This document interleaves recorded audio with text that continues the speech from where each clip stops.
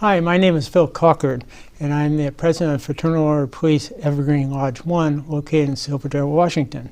And this is our FOP Lodge 1 outreach program, where we interview law enforcement personnel and also people that run different outreach programs throughout the county and that can provide assistance to people in need, whether it be mental health issues, whether it's homelessness, or whatever the case may be.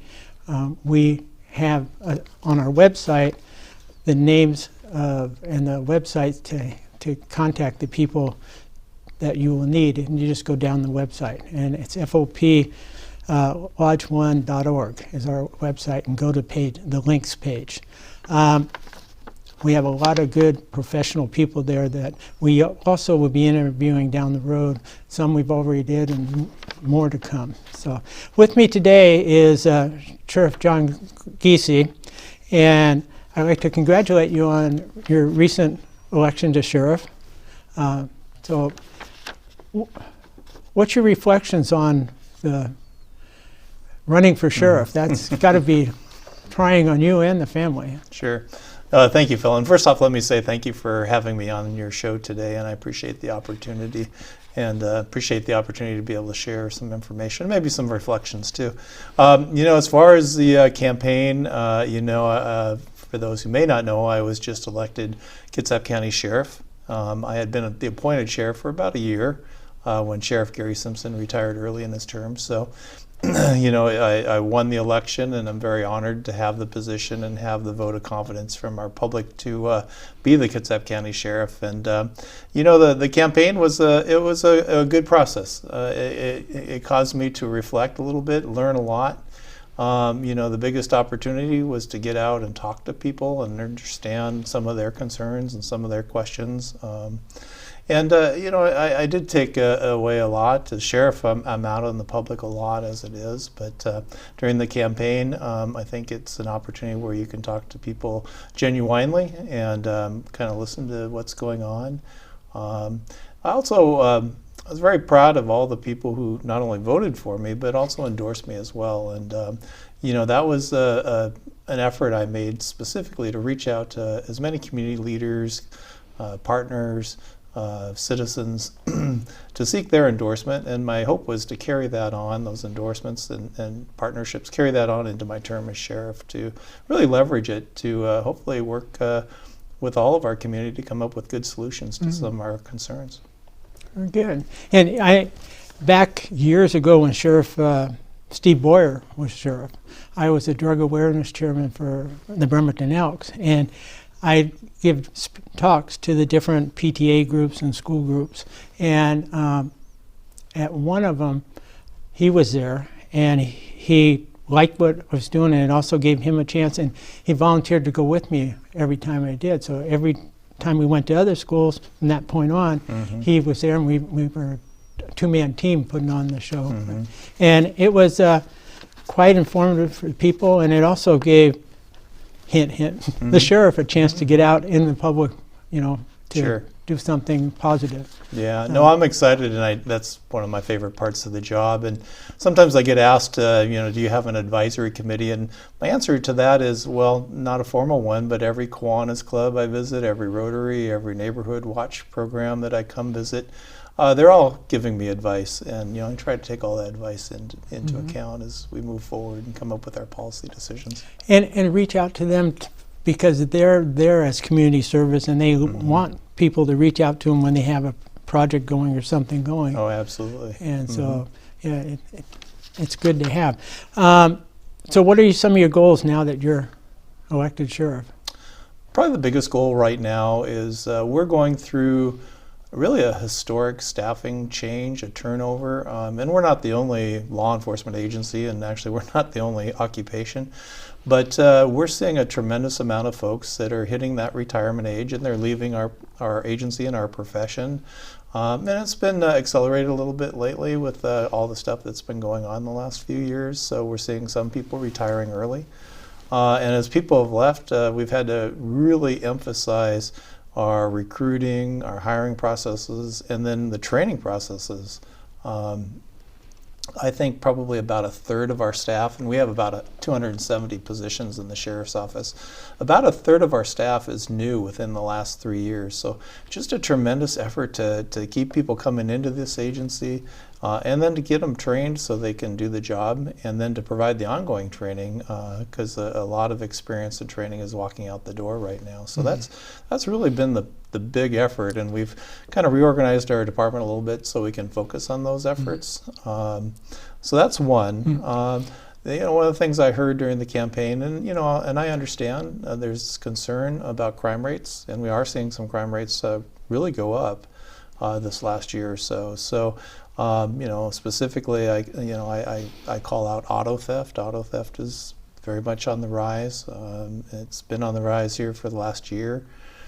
We're seeing more robberies, and that could include strong arm robberies where there's no weapon but there's force used, or even weapons being used. And then the other one we're seeing a lot is retail theft, especially organized retail theft, a lot of that going on. And so we're trying to develop strategies to deal with all three of those as the main ones. And you'll be hearing me talk about this more down the road, but Washington State basically recognizes drug use as a sickness now, and so they made it that it's not a crime to use drugs. Still a crime to sell drugs, but not to use drugs. And having quite a bit of experience working with drugs, one, I never seen anyone deliberately get hooked on drugs. It always happens on an accident, And I've never seen anyone that's hooked on drugs be able to get off of it without help. So it's good we have help supply. But the other problem is their need for the drugs increase with the longer they're on them. And it's not uncommon to see someone that has $500 to $1,000 or more a day drug habit.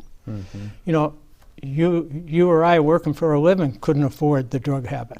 Sure. So you got a lot of desperate people that commit crimes. So in essence, I think by them legalizing it all, it's not helping society. It's hurting society because, it's illegal to have drugs, but they're going to end up doing more crime. Sure. And so we need to balance that out.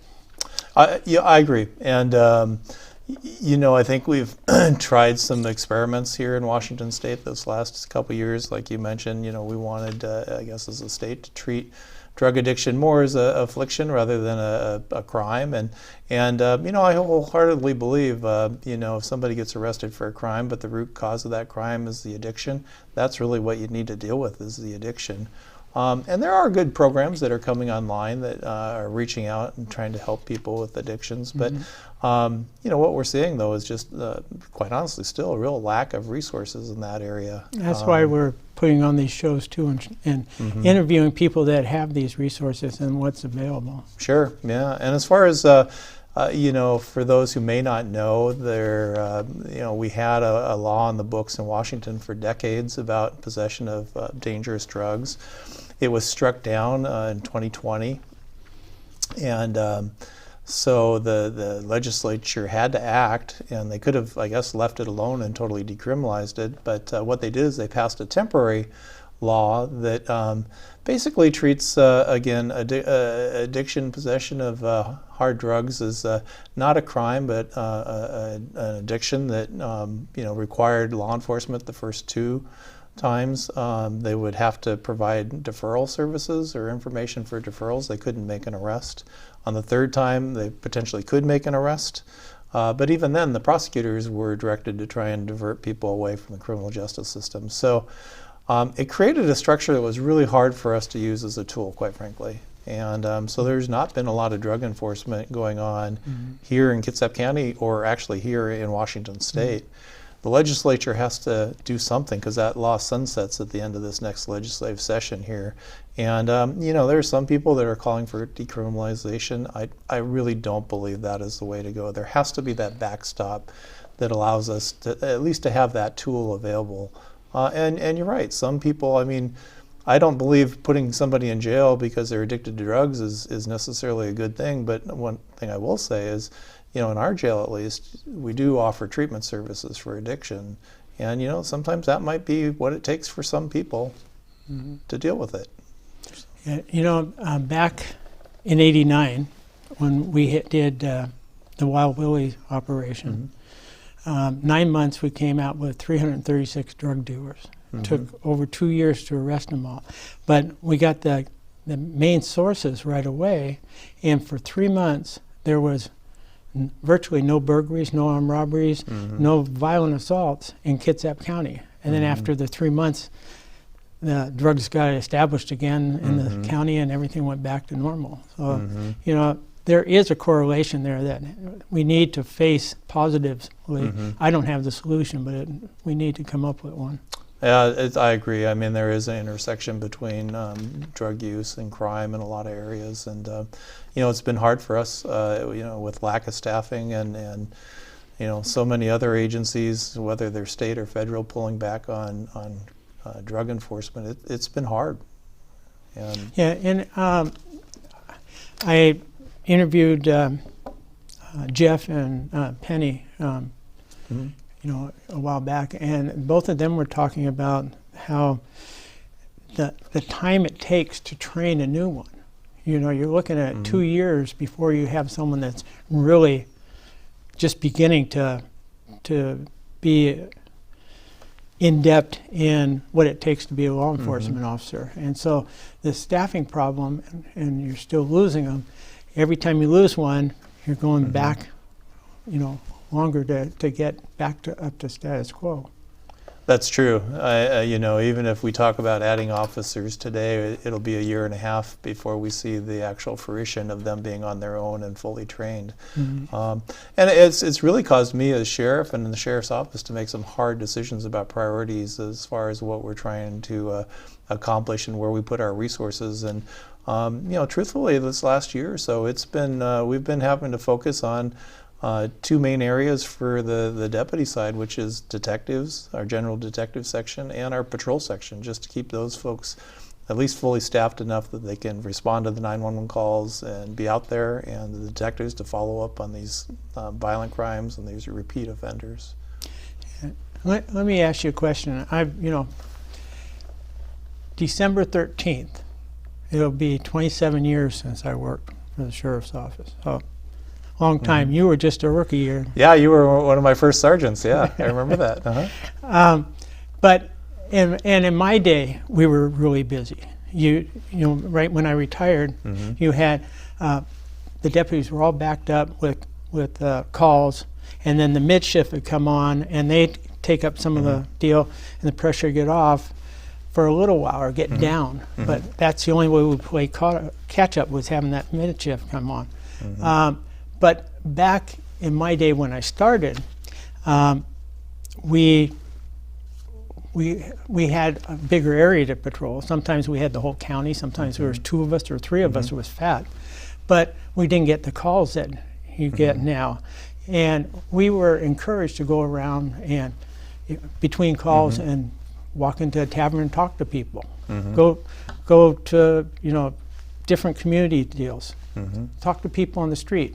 We spent a lot of time talking with people, which really paid off because we knew you had a crime there. Of course, there was less people around, but you had a crime there, you knew who did it. Can you foresee a day that the officers will be able to get back into the community that way? I think that's real community policing. You're not in there to intimidate. You're in there to show your neighbor, and you're there to help. Right. Although the public is seeing a lot of new faces right now with new deputies, new corrections officers, one thing that does happen is we do tend to have, our deputies tend to work in areas for a very long time, and they build up those relationships, and that's great, because I agree that direct connection is incredible. But they also start to learn who their problem people are in their areas and where the problem houses are or the problem locations. So we do leverage it that way. But those connections are really, I think, I agree, they're kind of key, and they have to happen at all levels, the deputy level, the sergeant, lieutenant, the sheriff level, obviously, and that's one of our big efforts here, and one of my big efforts is to continue to build that outreach program, so we're out talking to people and having. Well, it even cuts down on pursuits. I mean, I remember of course, there was a lot less people, is you get a description of the car, and you see it, you go to take off after it, and turn the lights on, it takes off. You turn the lights off, you go to his house and wait for him to get home. You know, you saw it, you know the car, you know the driver. So it pays a lot of time to have that knowledge. And yeah, most definitely. And you know, right now, one of the big changes in 2020, a lot of police reform laws were enacted, and one of them had to do with police pursuits, and really restricted the amount of pursuits we can do. So now, yeah, it's a lot of times we have to do good old detective work and develop those leads to find out who those people are, and then yeah, that's where we'd like to meet them at home and take them into custody there. And so with the crime rate and the growing problem, what do you propose to help meet the demand of service when you don't have the manpower, it takes so long to get them? That's a tricky question. I mean, I don't know the answer to it. Yeah, it's a difficult question. I mentioned, you know, we've had to make priorities, and you know, some of that has meant, you know, not having as much, you know, concentrated drug enforcement, especially at the mid and higher level of drug crime. You know, we've had to focus on our basics, which is, you know, our patrol folks and our detective folks, and it is tough. And you know, Washington ranks 50 out of 50 states when it comes to ratio of officers per population. Unfortunately, the Kitsap County Sheriff's Office ranks usually in the bottom 10 of all the agencies within Washington State using that same measure. So, I mean, we're not a terribly resource-rich department, and I don't think we even have been since even when you were there. I mean, it's been a struggle, and I think what concerns me right now is we're seeing a lot of growth in the county. We're seeing a lot of apartments going in, houses going in. We see a lot more cars on the road. All that's generating more expectations from our community to kind of keep up with the demand for services, and it is a struggle right now. And I had asked for more deputies in our 2023 budget. I was turned down. You know, I think the fear of ongoing costs and being able to sustain those costs, and you know, the fear of a potential recession affected that. But you know, the sheriff's office wasn't the only department that was turned down for new staff. But it is a struggle for me. And even if I were to add 5 deputies today, again, it'll be a year and a half before we truly see the fruition of having them. So I've been talking, and you know, I've been lobbying and advocating with the commissioners that maybe it's time that we take a look at. There is an instrument in the state of Washington. You can pass a sales tax up to 0.3% for criminal justice functions, and maybe it's time that we reach out and have an exploratory committee, see if that might be something we can explore. Because I think in the end we will need more resources. We need more deputies and corrections officers to keep up with the pace of growth. What about the federal government with all the military bases that are here in our county? You know, they have grants that help for the influx of people that they have? I don't know. You know, that would be a good question. I can't honestly answer that. I think I would research that. I know that I was involved in writing the grant for which got us WestNet. I never was participating in WestNet, but I wrote the grant that got it. And there's a lot of grants out there that are available, but they're far hidden. They're not going to tell you about them unless you. So you might want to have somebody look and see what resources we can have for the sheriff's office that involve, you know, crime, that involve drugs. Yeah. So no, absolutely. I agree. And you know, to be honest with you, we've actually leveraged a lot of different grant opportunities as it is. And so of my 270 positions, we actually have quite a few now that are funded through grants. And you know, which is it is a great thing, but it's also a bad thing. It's a challenge because you live on grants from year to year, and you never know if you're going to get it the next year. And you know, when you hire people, especially to fill those positions, I mean, that's kind of a tenuous kind of a lifestyle too. So, but you're right, and yeah, we are seeking different grant opportunities, and yeah, and I would hope last year the legislature took up a bill and considered it that would help offset some of the costs for local law enforcement by providing a sales tax diversion at the state level. It didn't pass the legislature, but I'm hoping that maybe they consider some additional funding for local law enforcement this next time. And you know, with the problem with so many homeless too, it just that not that the homeless are the ones committing the crime, but it does make it that the police have a bigger job to do with taking care of what's going on in the different homeless camps and around them. Sure. Yeah, I would do that. I think that's a good idea. Anyway, before we end here, what's new in the sheriff's office as far as equipment and accreditation and everything? Sure, yeah. Just proud to say we were accredited by the Washington State Sheriffs and Police Chiefs Organization 3 years ago, which is a really significant audit of all of our practices. We lost it down the road, didn't we, or a while back? You know, we had it back in the 90s initially, and then we did lose it, because part of accreditation is you have to go through it every 3 years, and you have to continue to meet those standards. So we had it in the 1990s, I believe it was, and we lost it. In either the late 1990s, I think it was. So we made the effort to get back accredited, which meant we had to go through and totally update our policies, our practices, our procedures. That process requires an audit where they come in into your agency, do all the inspections, make sure you're meeting up to, I think it's 150 or more standards. So we did that 3 years ago. We just got our re-accreditation, which means we went through that whole process again. So, and we're proud of that. And I think that's my commitment and our agency commitment to the community, that we're trying to live up to the best practices. So we just did that. We've been researching and exploring body-worn cameras. And I believe we have made a selection of the vendor we would prefer. And we're working with our Deputies Guild to make sure that we are in agreement on policies, and you know, I hope to see that program come to fruition here early in 2023. And you know, that's one I think that's important for accountability and transparency, but it's also something the deputies want too. They think it's a good thing. So I'm excited about that. You know, as far as the other equipment and other things, cars are a problem right now, trying to get cars, whether you're retail or whether you're a sheriff's office. It's been tough to get cars, and so we're kind of running out of them. And you know, so that's been a project for us. In closing, what would you like to say to your public out there that you're working hard for them? And yeah, well, first off, thank you for the opportunity. I sincerely appreciate it, and you know, my plan is to live up to people's expectations and our community expectations. But I'm extraordinarily proud to be sheriff. We are going through a generational change. We're bringing in so many new great people into our agency that have a heart for service, heart for serving their community. It's an exciting time to lead.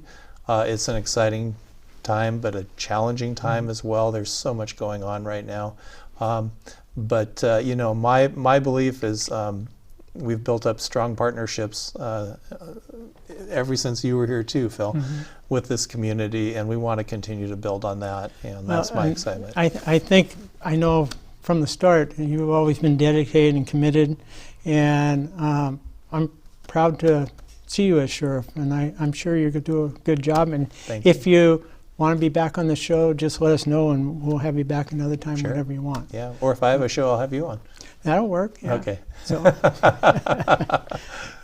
anyway, I thank you for your time. I thank you for coming, and I wish you good luck, and we'll pray that everything goes great for you. Yeah, thank you very much for the opportunity. And that concludes our show tonight, or today, and we'll have another one coming soon. Thank you for your time and tuning in. Bye.